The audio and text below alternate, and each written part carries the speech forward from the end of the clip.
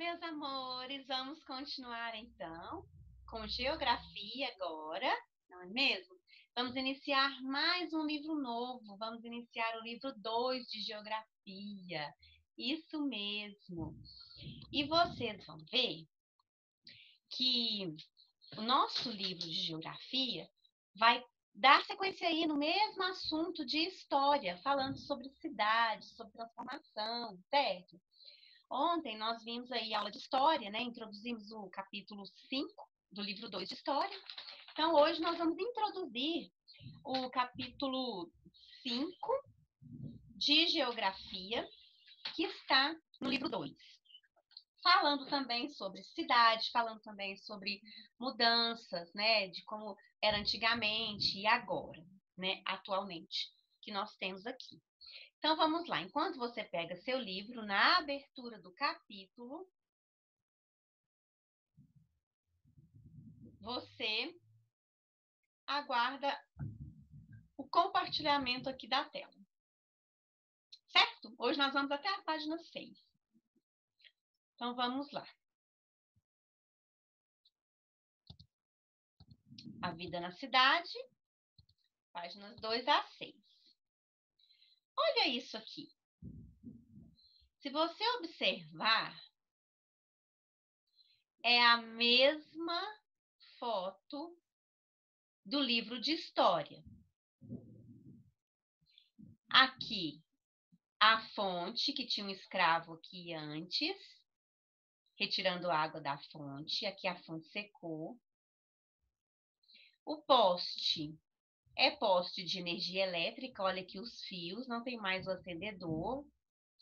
Aquele bondinho que estava aqui não é mais bondinho, é um ônibus, certo? E aqui eu tenho um morador de rua.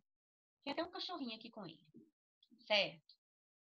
Então, você está vendo que houve mudança daquela primeira imagem para essa segunda imagem. Apesar até de ser conteúdo diferente. Mas, hoje, os livros eles são interdisciplinares e as matérias, os conteúdos, são relacionados. Ok? Então, veja bem. Aqui eu tenho, né, dois adolescentes, né, dois jovens aí, estão de skate, a cidade toda iluminada. Essas iluminações aqui na via, subentende-se que o trânsito está bem rápido, né, esse aqui é o brilho do farol, né, dos faróis dos carros, que passando, indo e vindo, dá esse efeito. Então, e eles estão observando a rua por um viaduto, certo? Todos aqui, ó, estão com roupas bem modernas, com skate. Ela tá com bolsa, né? Aqui tá com fone no ouvido. Então, está diferente das fotos aí lá do livro de história. Conhecer todo o Brasil não é fácil, já que ele possui um dos maiores territórios do mundo. Além disso, no país existem milhares de cidades, onde vive a maioria da população brasileira, que já passa de 200 milhões de pessoas. Mas o que significa viver na cidade? É muito diferente de viver no campo? A vida é igual em todas as cidades? Bem, então vamos lá. O que significa viver na cidade? Viver na cidade é usufruir do urbanismo. É viver no meio, é trabalhar, né, viver em prol do comércio, né, da vida cotidiana, né, de trabalhar, de voltar para casa, né, de fazer girar o dinheiro dentro da cidade. Viver no campo é diferente do que viver na cidade. No campo você tem mais sossego, você não tem tanta exigência, né? Você pode ficar mais saudável, pode ficar mais tranquilo. Na cidade pode acontecer de ser acometido por alguma doença, por algum infortúnio, por algum acidente. Então é diferente. E o estresse também adoece. A vida é igual em todas as cidades? Não. Viver em Patrocínio é diferente de viver em São Paulo, em Belo Horizonte, de viver em outra cidade do Brasil que seja tão movimentada, ou de viver em Salvador, que é uma cidade litorânea, que recebe muitos turistas por ano, e a cidade que vive do turista, né? Que o dinheiro gira ali é do turista, que vem para conhecer, para apreciar as belezas naturais do lugar. Então, é diferente, né? Viver na cidade é diferente em cidades diferentes. E viver no campo é diferente também do que viver numa cidade. Em um território grande como o território brasileiro, não é, crianças? Com tantas cidades, já pensou como deve ser complexo garantir serviços fundamentais para toda uma população e que tenha vida digna, certo? Trabalho para todo mundo trabalhar e ganhar dinheiro e conseguir viver, se manter. É difícil. É possível chegar a essa resposta observando as cidades. Já notou como alguns problemas cotidianos, como o trânsito, como a falta de transporte público de qualidade, tornam a vida das pessoas um pouco mais estressante, um pouco mais difícil? Você depender de coletivo, o coletivo não passa, o coletivo está sempre cheio, o coletivo está estragado, é velho. É difícil você depender, né? Não é essa a nossa realidade. Você tem o seu pai, a sua mãe, que tem o carro, que te busca, que te leva nos lugares. Então, você não depende desse transporte. Mas tem pessoas que precisam do transporte público. Dependem dele. É sol, é chuva, é frio, é calor, estão precisando do transporte. Se esse transporte não chega, se esse transporte atrasa, atrasa o trabalho, atrasa a escola. É complicado, não é mesmo? As realidades são diferentes, né? Pensando nisso, em sala, observe a imagem da abertura do capítulo e tente identificar alguns problemas do dia a dia que são comuns, né, às grandes cidades. Na sua cidade ou na cidade que você conhece, existem problemas como os que foram representados? O que a população ou os responsáveis pela administração do seu município fazem para reverter essa situação? Bom, pessoal, é para observar aqui essa abertura. Aqui em Patrocínio você consegue ver alguma coisa nesse sentido? Você consegue ver que tem moradores de rua nas ruas? Tem. Nós temos isso aqui em Patrocínio. Nós temos albergues também que cuidam dessas pessoas, mas muitas pessoas ficam na rodoviária, ficam nas praças, né? E a gente sabe que nessas noites frias eles estão precisando de cuidados, estão precisando de alimentos, estão precisando de agasalho, de teto, né? Das principais qualidades aí para mantê-los vivos, né? Que é moradia, alimentação, segurança, saúde, e que eles às vezes não têm. Temos ajuda, né, da prefeitura, temos ajuda aí de alguns órgãos que cuidam dessas pessoas, mas não é muito, né? Eles também têm uma resistência muito grande em sair da rua e serem cuidados. Eles acostumaram com a vida na rua, bebendo, às vezes roubando, às vezes pedindo. Então, a gente vê as pessoas desse jeito, né, e acomodadas com essa situação. E às vezes a gente olha e também acomoda e é como se fosse mais um andarilho, mais uma pessoa moradora de rua, né? Então, é difícil essa situação. As cidades, elas são diferentes, né? O Brasil possui mais de 210 milhões de habitantes. É muita gente. Muita gente. E que estão distribuídos em 5.570 municípios. A maior parte da população brasileira vive nas cidades. Nós já vimos isso, já fizemos até um gráfico no livro 1. Que são formadas por bairros residenciais, bairros industriais, comerciais ou mistos, não é mesmo? Cidades que têm bairros residenciais, né? Nossa cidade é uma cidade que tem bairros residenciais. Alguns lugares aí eu tenho indústria e residências, né? Que é mais ali perto do Mar de Minas, ali perto do Serra Negra, que são os bairros mais afastados. Mas não são completamente industriais, né? Tem residências também. As cidades podem ou não ser planejadas, nós já vimos isso também. Quando elas são planejadas, a probabilidade de ter problemas é menor, porque a gente pensa naquilo que pode acontecer. Quando ela não é planejada, é feita de qualquer maneira, quer dizer, ela surge ali no meio do nada, sem infraestrutura, sem planejamento de construção, pode acontecer desmoronamento, pode acontecer acúmulo de lixo, o esgoto pode ficar a céu aberto, pode acontecer doença, e a vida das pessoas não será tão boa quanto numa cidade planejada. Essas mudanças são determinantes, principalmente pelas relações diárias entre seus habitantes. São essas relações que ajudam a formar as paisagens da cidade, que retratam os modos de vida e as diferenças sociais e econômicas dos habitantes. Então, o relacionamento entre as pessoas, você pensar onde você vai construir, onde você vai morar, tem tudo a ver com o que você tem de identidade, com o que você tem de personalidade. Quando seus pais escolhem um lote para comprar, para construir uma casa, eles vão pensar, eles vão ver os arredores, eles vão ver as probabilidades de chegarem nos supermercados, chegarem no centro, chegarem perto de onde vocês frequentam, se está perto da escola, né, de igreja. Então, tudo isso é planejado. E quando se planeja as construções, quando se planeja as transformações, fica mais fácil de adequar a nossa vida à vida das pessoas ao redor, certo? No Brasil, embora grande parte das cidades possua menos de 100 mil habitantes, algumas delas são mais populosas do que o estado inteiro. Por exemplo, São Paulo. Eu nunca fui em São Paulo, pessoal, mas eu sei que vocês conhecem a cidade, né? Eu sei que o João Pedro também morou em São Paulo.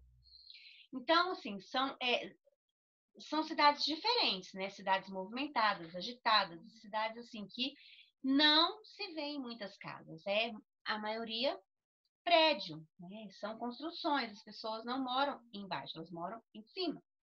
E cidades grandes como Espírito Santo, Pernambuco, Pará, né? Que tem muita população, que tem muitos habitantes, né? Em torno de São Paulo aí, com mais de 12 milhões de pessoas.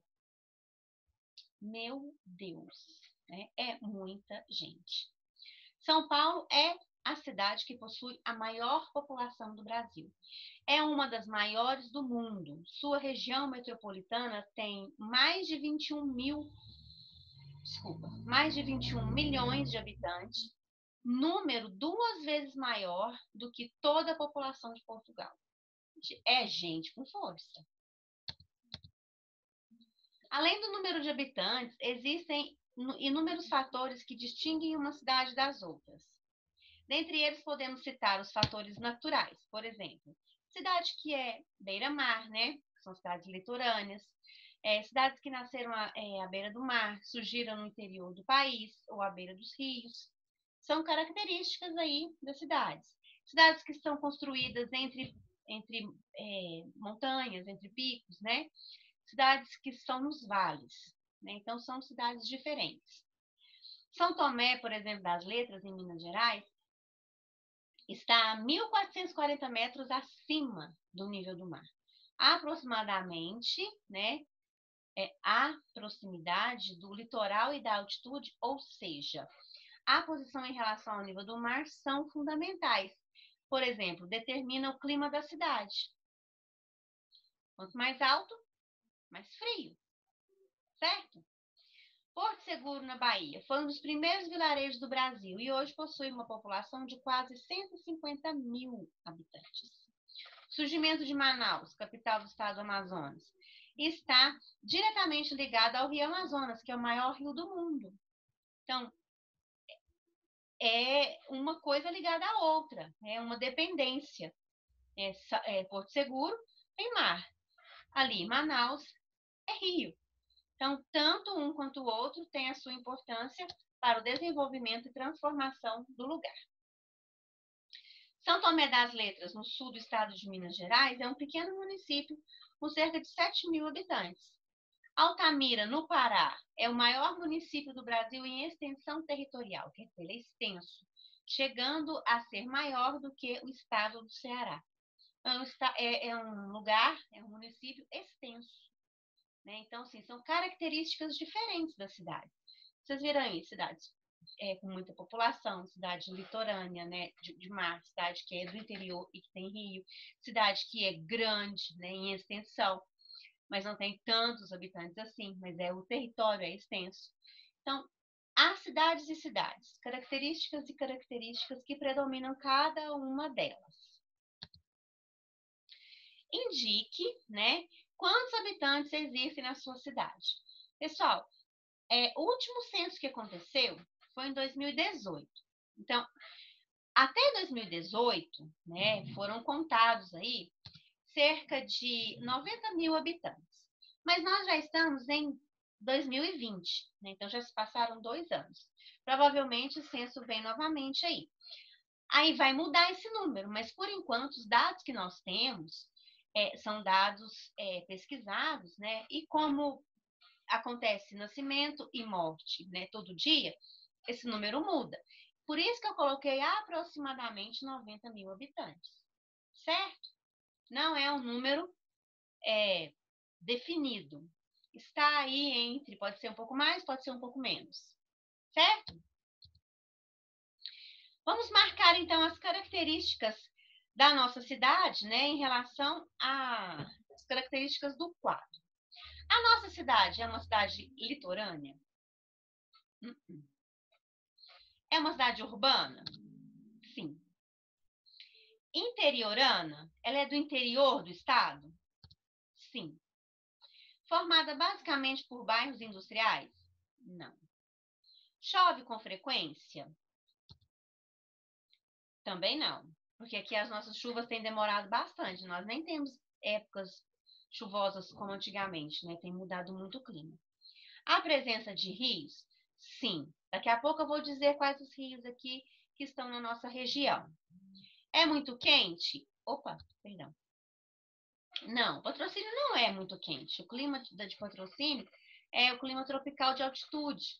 Quer dizer, ele tem temperaturas elevadas, mas ele tem temperaturas mais baixas. Então, ele fica oscilando, né? Então, ele esquenta, esfria. Não é totalmente quente, como muitas cidades aí, lá em Goiás, por exemplo, né? No Nordeste, que são cidades mais quentes. Fica mais de 1.000 metros acima do nível do mar? Não. Vou falar também qual que é a altitude de Patrocínio, daqui a pouco. Há necessidade de as pessoas estarem sempre agasalhadas? Não. Só em período chuvoso, período de inverno. Mesmo assim, dá para ser uma blusinha mais fresca, uma blusinha meia estação, que dá para passar. Bom, então Patrocínio tem clima tropical de altitude, tem altitude de 972 metros, principais rios, Quebranzol, Dourados, Perdizes, Espírito Santo e Santo Antônio. Essa parte aqui, pessoal, não tem espaço no livro para fazer. Foi só para responder as questões aí do quadro, para você saber realmente qual que é a altitude de Patrocínio, como que é o clima e os principais rios, tá bom? Se você quiser copiar no caderno de dever, coloque a página, tá? O número da atividade e copie esse slide no seu caderno de dever. Mas não há necessidade, tá bom? Bom, a primeira cidade inaugurada no Brasil e a cidade de maior altitude do Brasil. Então, a primeira cidade inaugurada no Brasil foi São Vicente, fundada em 1532, por Martim Afonso de Souza. E a cidade de maior altitude é Campos do Jordão. Ela tem uma altitude de 1.628 metros, considerando a sede da cidade. Certo? É uma cidade alta, por isso que faz tanto frio. Então, eu trouxe aqui as duas imagens para vocês visualizarem. Aqui São Vicente, em sua fundação, 1532, e Campos do Jordão, em São Paulo, né, em foto atual. Tá bom? Então, finalizamos aqui a nossa aula de geografia, tá? Vocês façam a atividade, façam o registro das respostas, viu? E mandem a foto para apreciação do grupo. Um grande beijo para vocês.